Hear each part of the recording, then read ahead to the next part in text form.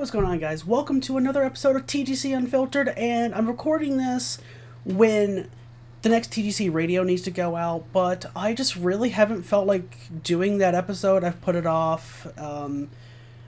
So I'm gonna just do exactly what I said I was gonna do originally for episode 3 of Unfiltered. So this is episode 4, and it is on Paramore's sophomore record, Riot. A record that means a lot to me, a record I'm very nostalgic for, but also a record I haven't listened to in full in a long time now. So let's revisit it and see how I feel about it now, all things considered. And yeah, I don't want to waste any time. I'm just going to jump straight into it. So let's start off with the opening track. For a pessimist, I'm pretty optimistic. Let's do it. I love that guitar going into the pre-chorus. I love Zach's fill right before the chorus as well. I really do love that riff right before the pre-chorus. I love the No You Can't Run Away. Like, the whole pre-chorus is great. And then the pre-chorus goes into this, like, hard-hitting chorus. And this is the opening track. So good. Love that fill. That drum roll. So that was For a Pessimist, I'm pretty optimistic, and yeah, it's still a very great way to open up a record. That's the best thing I can say. It's a great way to open up a record, and it still feels like Paramore. Like if you were on the Paramore train from, like, All We Know Is Falling up to this point, this still feels like the band. Like, it's obviously not as raw, but, like, it was never gonna be that raw. It is way more polished, and it is leaning way more pop-punk than All We Know Is Falling. Which I always like to say All We Know Is Falling is the closest to emo that they've ever gotten. With, some songs on there, I think, genuinely being emo, but that's a conversation for a different time. But yeah, I love that song so much. It's always been a huge highlight for me, even when I was first starting to get into the band. I was always like, this song is great, and I think it is genuinely better than the singles on the record. And I don't always think that. Like, I don't always think the deep cuts on a record are better than the singles, But, like, there are some records I do fully believe that, and, like, Riot is one of them. Like, as much as I do like Crush Crush Crush, Misery Business, and That's What You Get, for me personally, I do think that they're some of the weakest songs on the record. Now, don't get me wrong, I think they were the perfect singles choices. I don't think any other songs on the record would have made very good singles. Because, like, That's What You Get, Misery Business, and Crush Crush Crush do give you the perfect idea of, like, this is what the record's about. I don't think that they hit as hard, personally, as the deep cuts. Or, for as much as deep cuts can actually be when, the opening track also has 59 million plays. I mean, alternatively, That's What You Get, the next song coming up, has 279 million, and Misery Business, the biggest song from the record, has 813 million. And even Crush Crush Crush has 234 million. So, like, but, like, still. I don't know. I'm sure people probably disagree with that, but I do think overall, I genuinely do prefer the deep cuts on this record. I'm not that way with every Paramore record, even. Like, my favorite Paramore record is After Laughter, and I do like some of the singles, or just some of the most talked about songs, even, more than some of the deep cuts, Like, my favorite song is 26, which I think genuinely is considered a deep cut on the record, but also, I love Rose Colored Boy and Hard Times and, like, Fake Happy. Those are some of my favorite songs on the record as well. So, yeah. And, like, hell, my favorite song on Self-Titled genuinely is Still Into You. Which, right alongside Ain't It Fun is, like, the biggest song on the record, So yeah, I don't always feel that way, and, like, there are some bands that genuinely I do see as more singles bands.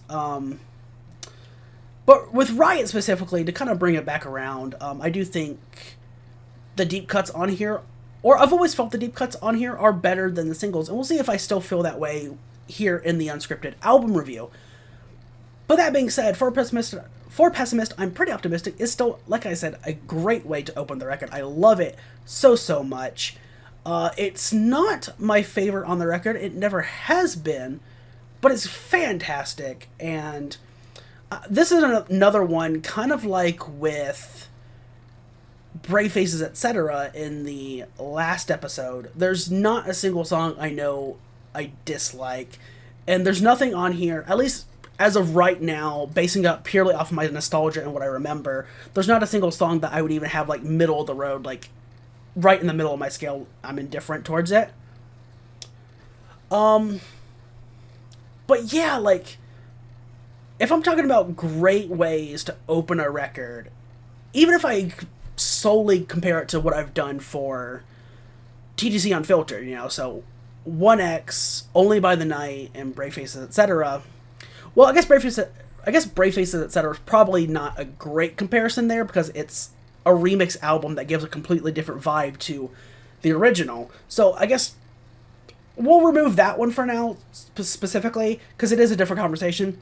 But if we do Riot, Only by the Night, and 1X, those three, right?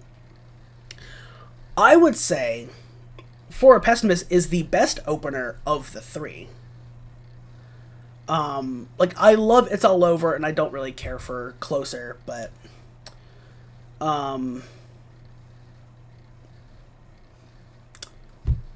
regardless, yeah, I think For a Pessimist lets you in, both For a Pessimist and It's All Over let you in perfectly on this is what the record's about. Great way to both a great way to open up their records.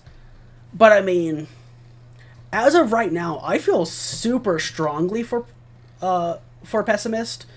So if I gave It's All Over on 1X a solid 8 out of 10 as a great way to open the record, then honestly, I'm going to go a half a point higher, and I'm going to give For a Pessimist an 8.5 out of 10, and it might increase, quite honestly, because I feel super strongly for this record, but I will hold back just a tiny bit and give it an 8.5 out of 10. And that being said, we're going to jump into That's What You Get. Also, shouts out Rock Band 2. Oh, I love Zach's drumming here at the start. Like, all the drum rolls are so great. I mean, this chorus is so iconic. It feels so difficult to not just want to belt along with Haley here. I love this riff again, coming out of that first chorus. I love the little understated backing guitar that's here in the chorus. Almost like a little bright sounding little riff. Love the gang vocals here. And that's what you get. And you know, so I've always loved that song. When I first got into Paramore, I did it through the singles, you know, rotating through, you know, your That's What You Get, your Misery Businesses, your Crush Crush Crush, Emergency, All We Know, and like Pressure and Ignorance, and all of those. You know, all of those early Paramore singles really helped me kind of like shape my taste and who I am, and look, just help me figure out what I like, you know? And like I'd already started to figure it out a little bit earlier, but yeah, that really helped me throughout high school, and I've always liked That's What You Get. I think it's a super good song, and like, in my head, do I think it's necessarily the best single for this record? I don't know. I've always leaned a little bit more Crush Crush Crush there, but as the more time has passed, I do think the more time has passed, the more I like That's What You Get, and the more I think it's just a super easy song just to keep coming back to and listen to at any time. I think That's What You Get is like infinitely replayable. Like again, it's a song, I've said this before about other songs, but it's a song that for me, I just can't get sick of, you know?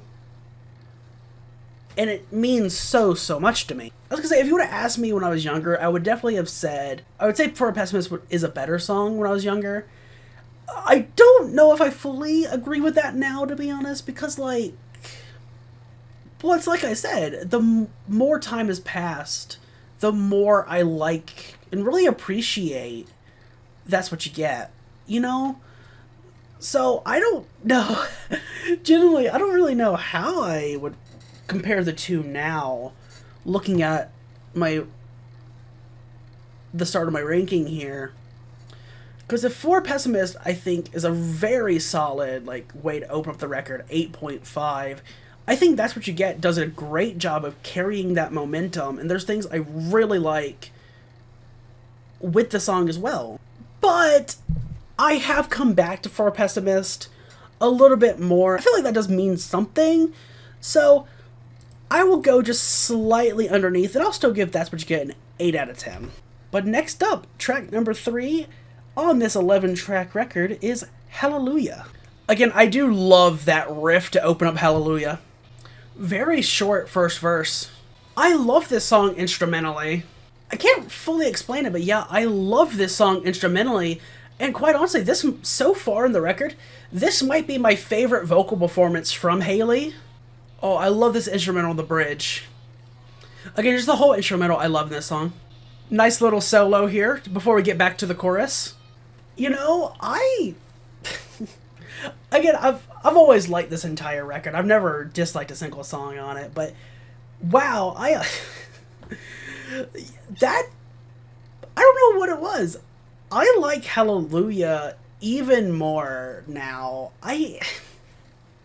Yeah, again, Hallelujah was never my favorite, but God, there's just something about it that just super clicked with me this time around. I love Hallelujah. Again, I think so far it's my favorite instrumentally. I think it's my favorite vocal performance from Hayley. It's not my favorite drum song so far on the record of the first 3. There's Zach's drumming on the first 2 was just super good and super recognizable parts. There's less of that here, but the drumming still works with the song. There's still a lot I like with the guitar work. So far, I wish the bass was more apparent. Overall, I think this is actually my favorite so far of the first 3. And again, it wouldn't have been if you asked me a while ago, but here on this re-listen, absolutely, I love this song even more than I used to. Well, how do I rank it is the question, and if I'm still feeling good and strong with For Pessimist getting 8.5 out of 10, and That's What You Get getting 8 out of 10, then maybe, at least for right now, Hallelujah might get an... Ooh, do I want to give it a 9 out of 10? It's a super strong song for me now. I really love it. For right now, I'll give it an 8.5, but put it at number 1 above For Pessimist. But again, this one might actually change. I haven't done that yet so far in all of Unfiltered, but it might. But next up is the one that everybody knows. It is Misery Business. But most importantly, quite honestly, the, I think, better album version, because it has that cool intro, which everyone seems to cut out when they're talking about the song. I like the intro a lot. I like hearing Hayley say, hit that snare. But that's not even a part of the lyrics on Spotify. So, whatever. It doesn't matter. We got Misery Business. Everyone knows the song. Let's get into it. But like I said, I love the intro. I love that riff. I love that riff at the end of the first verse. And there's the line that Hayley doesn't like. I love how she trolls with that line now. Just lets the crowd sing it and is like, I'm gonna tell your mother. The bridge is great. Especially with Zach's drumming. The drum roll here is great. And we get this solo, which is super simple, but I love it. And, Misery Business is an interesting one. Because like I said, it was one of the first ones that, God, even before I had ever listened to Paramore, I at least knew the name Misery Business, And, it was one of the first songs that, yeah, I did fall in love with from the band. And, I like Misery Business a lot. It's still a great song. There's parts I love about it. It's, again, also a top-tier Hayley vocal performance. And it's, an absolutely iconic song. It still is, and there's a reason for it. Do I necessarily like that it's their biggest song and the one that everyone knows and wants to hear? Not particularly. I do think they have a lot of better songs, personally. But I mean, it's still a great song. It's still one that I'll come back to at any time. Like, I'll go out of my way to listen to it. I will play it in Rock Band or Guitar Hero, it doesn't matter. Like, this song, if I see this song, I listen to this song, I play this song, it doesn't matter. I love this song. In saying that, it doesn't do as much for me as it used to, and I do think it's, right now, of the first four, my least favorite. But in saying that, I still wouldn't go lower than, I don't know, like, while I was listening, I was thinking like a 7.5 out of 10. Misery Business, I want to give a 7.5 out of 10. But in saying that, I didn't say it at the start, but remember, my scale is very different than how most people consider like scales and review scores and everything. So very quickly, once again, I should do this I should just have a permanent segment at the start of every Unfiltered where I explain this. But whatever, my scale is a 10 out of 10 is as close to a perfect song as you can have. A 0 out of 10, on the other hand, is as close to an objectively bad song as you can have. And then a 5 out of 10 for me is right in the middle. It's not good, it's not bad. It's in the middle. I'm indifferent towards it. So anything worse than a 5 out of 10 is something that I genuinely don't like and I would not ever come back to. A 5 out of 10 I probably wouldn't come back to, but, like, I wouldn't go out of my way to listen to it. I wouldn't come back to it. But if it came on, whatever, it's fine. Like, I don't like it, but I'm not going to get mad if it's being played.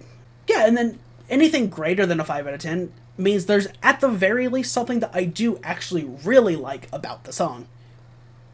So that could be, like, say, a 5.5 out of 10, all the way up to a 10 out of 10. So, like, a 7.5 out of 10 for me, even though you might look at that and be like, oh, well, that's like, a C plus or whatever, But, like, at the same time, don't think about it in terms of, like, the American school system grading. Don't think about that. Because, honestly, that's a bad way to think about it. That's a bad way to look at grades. That's a bad way to look at review scores or anything like that. Don't look at it like that. Look at it as the way I just described my scale, and a 7.5 out of 10 is still a very good score.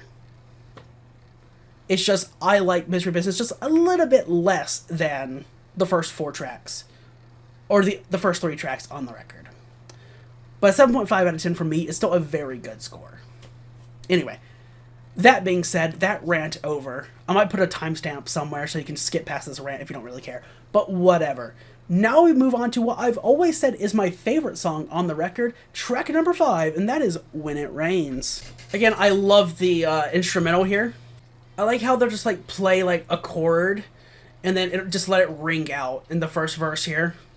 This might be my favorite lyrically on the album. I love the bridge here.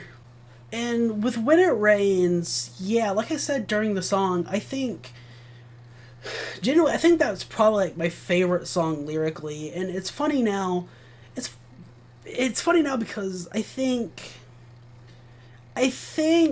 loving Spanish love songs, and specifically their newest record, No Joy, so much, actually helps me put into words why When It Rained was always my favorite.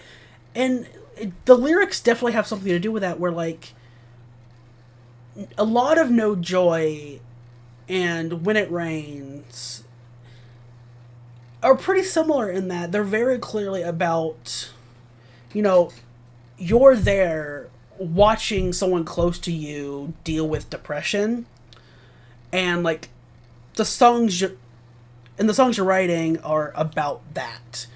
Like, looking at someone else, being an outsider looking into someone else's depression, and in the case of No Joy, it's you're watching this person deal with their depression and you know, they're basically losing. And you have things like, even on the opening track, Lifers, where, you know, this partner lets the car drift into the median, and it's almost like with that, you know, it's almost like there's a thinly veiled optimism saying it's an accident when really it's a suicide attempt, and you know that. And it doesn't take that much to put it together. But yeah, and like a lot of No Joy is like that, where like you're looking in on this person's depression and what they're going through and basically losing. And When It Rains differs in that, where it feels a bit more like When It Rains feels a bit more like just wanting. When It Rains feels a bit more like you just want this friend or partner or whoever to know that you're there and you'll do anything to help them. And I think that really and I think that's really true with the lines, you know, you can take your time, take my time. It's saying, take as long as you need to get through it, but also, I'm here, and you can take as much as my time. You can take as much of my time as possible. I will always be here for you. But yeah, like, lyrically, to me, this feels a bit more emo, you know, in that kind of way.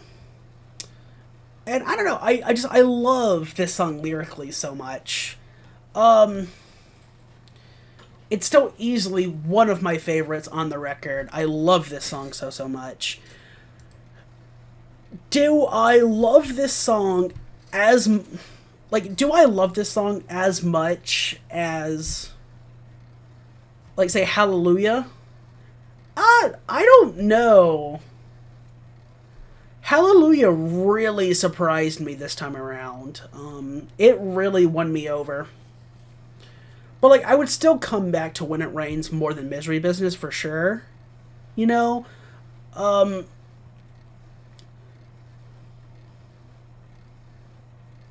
So I am actually going to update Hallelujah, and it's going to go from an 8.5, and I am going to bump it up to a 9.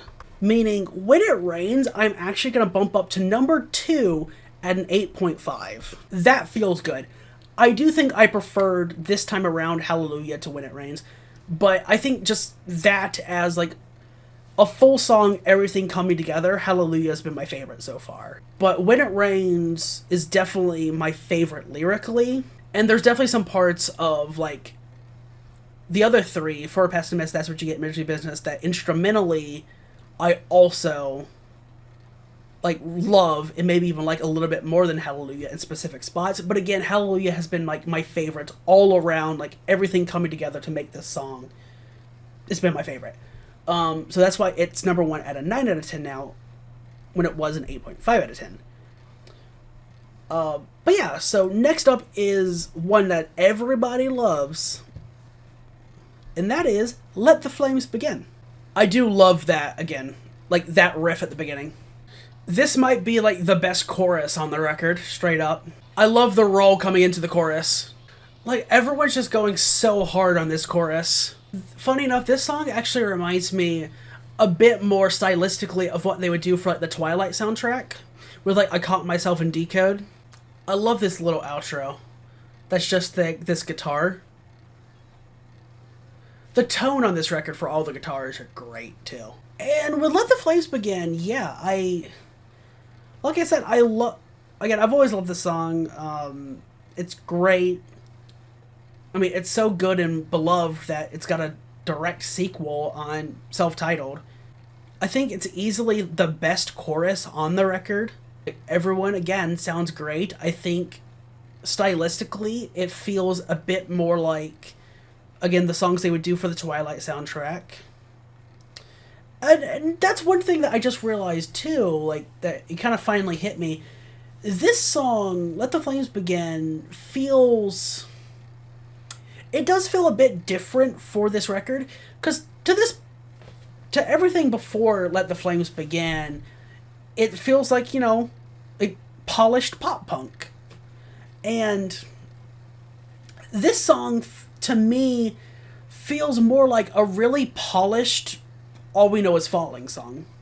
It feels like it would fit a bit more stylistically and lyrically on an All We Know Is Falling on that first record. But that's not taking anything away from it, obviously. It's still a very strong song. It's up there for me. Where do I rank it, though? It gives a nice kind of like a bit of a different style to the rest of the record to this point, being basically right in the middle, which I do like as well. I'm going to give it the same rating I gave Hallelujah, which is now a 9 out of 10. I am temporarily still going to put it at number 2, because I think for the same reason as Hallelujah, this is everyone coming together for this song. Like, everything coming together. This is just one of the strongest songs on the record, I think, now. And, like, everyone's doing incredible on this song. I like it lyrically. I love, again, everything everyone's doing instrumentally.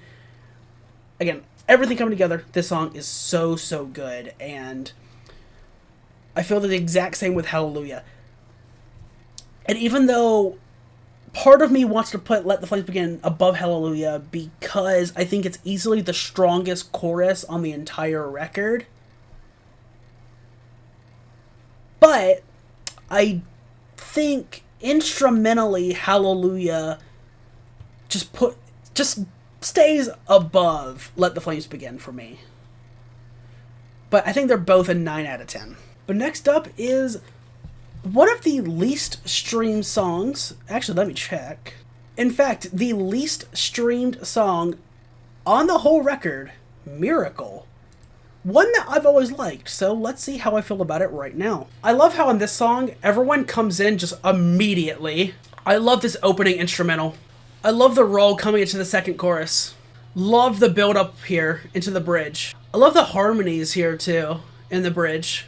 That song rips so hard. Again, I've always liked the song, and I'm not saying this just because I just said before the song started playing that it's the least streamed song on the record. That's not even remotely close to the reason. I've always loved Miracle. But, again, kind of like with Hallelujah, it's one that, listening to it now, I appreciate it so much more. I love it lyrically. Yeah, again, this one actually might be my favorite lyrically now. Like, it's got a really cool optimism to it lyrically. Even with, those opening lines about, you've spent so long living like you're not alive, but you're gonna change that. And, just start living for yourself.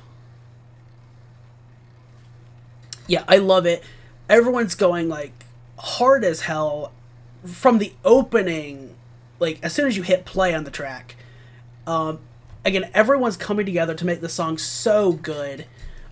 Firing on all cylinders. I love it lyrically. I love the vocal performance. I love everything about it coming together instrumentally. So, like with Hallelujah and Let the Flames Begin, it's easily gonna go into that top 3 now. And honestly, I'm gonna give it a 9.5 out of 10. I love Miracle, and I love it even more now. But next up is our final single on the record, and that is Crush Crush Crush, which I've always loved, and it used to be what I considered to be my favorite single. So we will see how I feel about it now. I love the quiet Crush Crush Crush from Haley, and then having the rest of the band with the 2, 3, 4 loud. Love that. I love the instrumental right after the chorus. I can't explain it any other way, but this bridge is just cool as hell. This bridge just has, a fucking swagger to it. I love the outro to this song, too. I mean, the guitar, drums, and Haley's vocals all come together perfectly in that outro. And yeah, like, Crush Crush Crush is still a very good song as well. Very solid single. Again, it makes sense. Again, I do think, especially now, I do think it gives a bit of a different vibe again to a lot of the rest of the record. But it's still such a good song, such a great single. And yeah, I still love it a lot. I would still gladly go out of my way to listen to it. I'm thinking right now, it's going to go right in between That's What You Get and Misery Business, but an 8 out of 10 with That's What You Get. But yeah, Crush Crush Crush will also get an 8 out of 10 just like That's What You Get, and it'll be in between That's What You Get and Misery Business. And yeah, I feel pretty strongly about that. And we move on to We Are Broken, which is a bit of a slower, softer song, which will be the last kind of like slower song on the whole record before we move into our final two. But We Are Broken, let's see how I feel about it. I like that kind of very quiet, I don't even know what it is, but it's very quiet right in the intro before the piano kicks in. Low-key, a great chorus on this song. I love the pre-chorus here. Honestly, for your typical, like, either acoustic or piano ballad from pop-punk bands, like, every band has one on an album, basically, especially at this time. Well, first, phenomenal build-up into the bridge here. But back to my other point. This is, honestly, I'd say top tier for, like, just pop-punk ballads. Now, I mean, I may be biased on that. I'm a big sucker for a good ballad. But I think that is a good ballad. I think, again, as I said while the song was playing, I think if you compare that to every other acoustic and or piano ballad on a pop-punk record, that this is top tier. Like, it's so good for a piano ballad in the scene. Well, I guess maybe only compared to other piano ballads, maybe, because, like, there's definitely acoustic ballads I like more. But, regardless, yeah, I love this song a lot. And I don't really have much else to really say. I love this song. And where do I want to put it in the ranking? That is a good question. So I'm going to bump Misery Business down to a 7 out of 10. And I'm going to bump Crush Crush Crush down to a 7.5. And then I'm going to put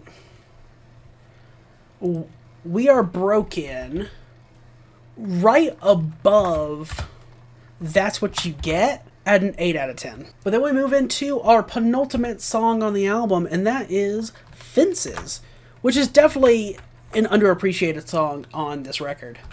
I will say that for sure. But let's jump into Fences. This is the first song that the bass is very noticeable right from the beginning, and I like that. I like this bass line. You know what? Best bridge on the record. I forgot just how much I love this part on the whole record. And then we get another solo right before the end. And that was Fences. And yeah, that's definitely like a sleeper hit for me on the record. I definitely forgot just how much I liked it. And there's parts, again, like, I love. Like, I love that bridge and, like, the way they bring it back right before that final chorus. Because you have the bridge, then you have the solo, and then they bring that, like, that part of the bridge that I love so much lyrically, they bring that back right before they just go full steam ahead into that final chorus. Love that. And yeah, like, it's definitely just such a good song. I love Fences so much. Do I like it as much as, like, a Miracle or a Hallelujah? No. Well, okay, I don't like it as much as a Miracle. But again, I do appreciate that, really, it's the only song that the bass has, like, a very noticeable, apparent kind of voice, if you will. And I like that.